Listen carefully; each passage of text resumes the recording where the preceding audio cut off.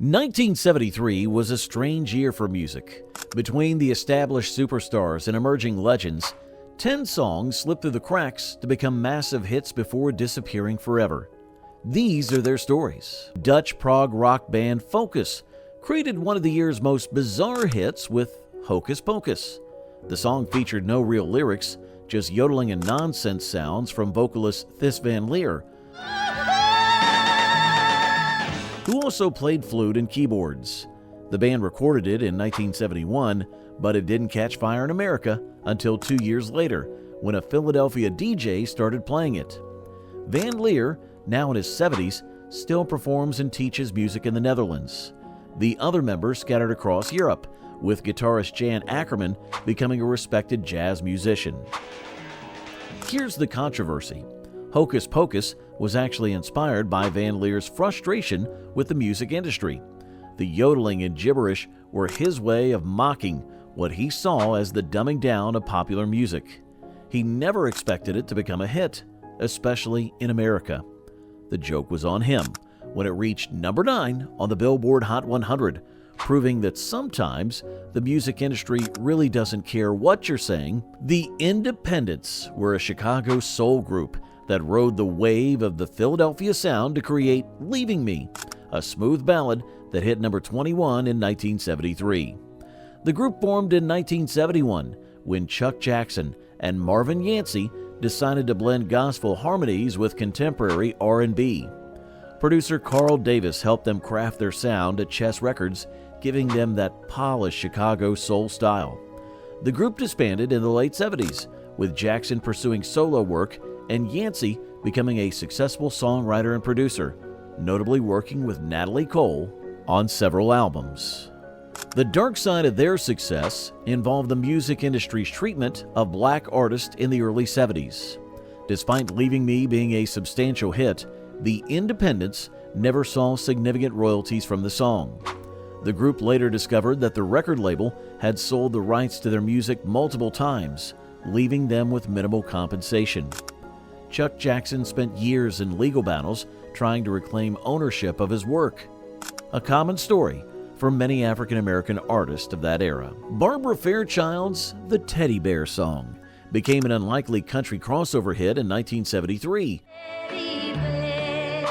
reaching number 1 on the country charts and number 32 on the Billboard Hot 100. The Missouri native had been struggling in Nashville for years, working as a demo singer and a backup vocalist before producer Jerry Crutchfield heard something special in her voice.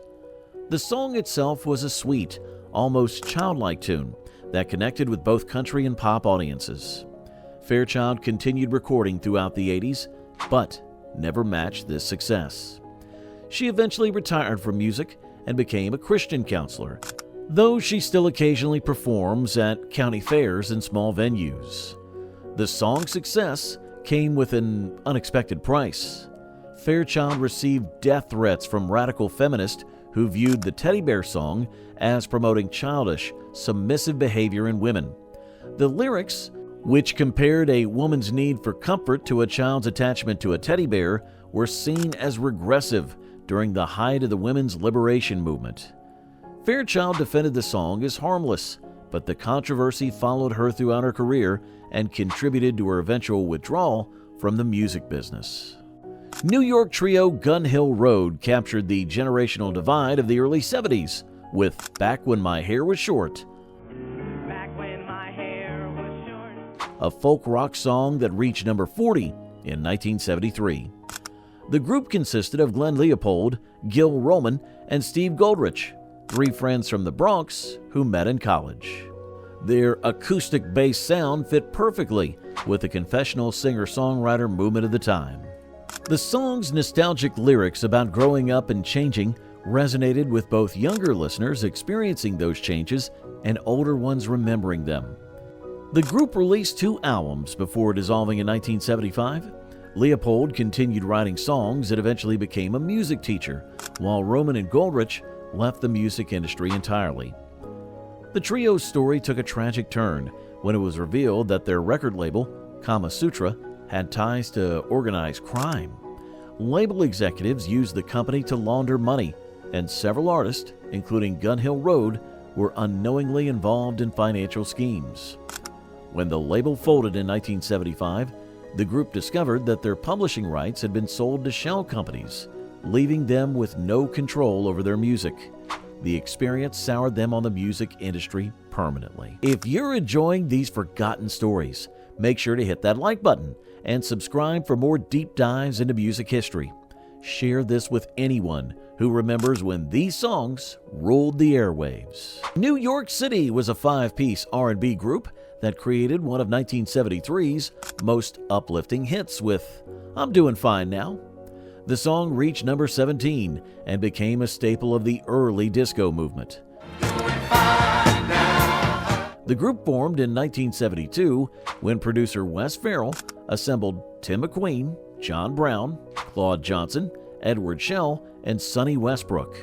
Their sound blended Philadelphia soul with New York street energy, creating something fresh for the time. The group managed one more minor hit before disbanding in 1977.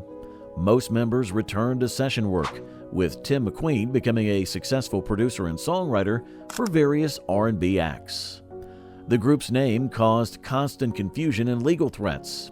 Several New York City government officials complained that the group was trading on the city's name without permission, and the mayor's office actually sent cease and desist letters claiming trademark infringement. The group's lawyers argued that you can't trademark a city name, but the legal pressure was constant. More seriously, the group was accused of lip-syncing on television appearances, with critics claiming their live vocals never matched the studio recordings. Canadian group Skylark created one of the most beautiful ballads of 1973 with "Wildflower," which reached number 9 on the Billboard Hot 100. The Vancouver-based quartet featured the ethereal vocals of Donnie Gerard, who delivered the song's romantic lyrics with remarkable sensitivity. The group was essentially a studio creation, assembled by producer Jack Richardson to record the song. Richardson had worked with a Guess Who and was looking for a vehicle for this particular composition. Skylark recorded 2 albums before dissolving in 1973, and Gerard continued performing and recording, eventually becoming a respected session vocalist in Los Angeles. The song's success created a bitter legal battle that lasted for decades. The original songwriter sued the group and their record label, claiming he had been cheated out of publishing rights. The case revealed the dark side of the music industry's treatment of songwriters, with testimony showing how publishers routinely manipulated contracts to steal rights from creators. The legal fight drained both the songwriter and the group financially, with lawyers being the only winners. The case wasn't resolved until the 1990s, long after the song's commercial peak. Texas singer-songwriter B.W. Stevenson hit number 20 in 1973 with "My Maria," a country rock song that showcased his distinctive voice and guitar work. Maria. Born Louis Charles Stevenson, he grew up in Dallas and was heavily influenced by country music and folk rock. The song was written about his wife, and its simple, heartfelt lyrics connected with audiences across genre lines. Stevenson continued recording through the early 80s, but never achieved the same level of success. He died in 1988 at age 38 from heart failure, leaving behind a small but devoted following. His music has been covered by numerous artists, including Brooks and Dunn, who took "My Maria" to number 1 on the country charts in 1996. Stevenson's personal life was marked by struggles with alcohol and depression that began long before his hit song. Industry insiders knew about his problems, but record executives pushed him to tour relentlessly to capitalize on "My Maria's" success. The pressure exacerbated his drinking, and he often performed while intoxicated. His record label dropped him when his behavior became too erratic, essentially ending his career. Friends and family blamed the music industry's exploitative practices for his early death, claiming he was used up and discarded when he was no longer profitable. Before we continue with more forgotten hits, don't forget to like this video and subscribe to the channel. Your support helps us keep digging up these incredible stories. Lobo, born Roland Kent Lavoie, created one of 1973's most melancholic hits with It Sure Took a Long Time. It sure took a long time to miss me, which reached number 25. The Florida-based singer-songwriter had already achieved success with Me and You and a Dog Named Boo in 1971, but this follow-up showed his more introspective side. Lavoie wrote and produced the song himself, playing most of the instruments in his home studio. His soft, almost whispery vocal style set him apart from the louder rock acts of the era. He continued recording throughout the 80s, achieving particular success in Europe and Australia. Lavoie still performs occasionally and has maintained a dedicated international fan base. The song's success nearly ended Lavoie's career due to a contract dispute with his record label. Big Tree Records claimed they owned the rights to any music he recorded, including songs he wrote and produced independently. When Lavoie tried to negotiate a better deal, the label sued him and prevented him from recording for other companies. Detroit group Gallery scored their only major hit with Big City Miss Ruth Ann, which reached number 23 in 1973. Big City Miss Ruth Ann. The quintet was led by vocalist Jim Gold, who had previously worked as a session musician. The song's narrative style and folk rock arrangement fit perfectly with the storytelling tradition of early 70s music. Gallery was signed to Sussex Records, which had a reputation for developing unique acts. The group recorded 2 albums before disbanding in 1975. Gold continued writing and performing, eventually becoming a music teacher. The other members pursued various careers outside the music industry. The song's subject matter caused controversy that the group never expected. Big City Miss Ruth Ann tells the story of a small-town girl who moves to the city and presumably becomes involved in prostitution. Religious groups and conservative organizations condemned the song as promoting immoral behavior. Several radio stations banned it, and the group received angry letters from parents. The controversy actually helped sales initially, but it typecast Gallery as a novelty act. They never escaped the stigma and struggled to get radio play for subsequent releases, contributing to their eventual breakup. New York group Stories had the year's most unusual hit with their version of Mammy Blue, which reached number 27 in 1973.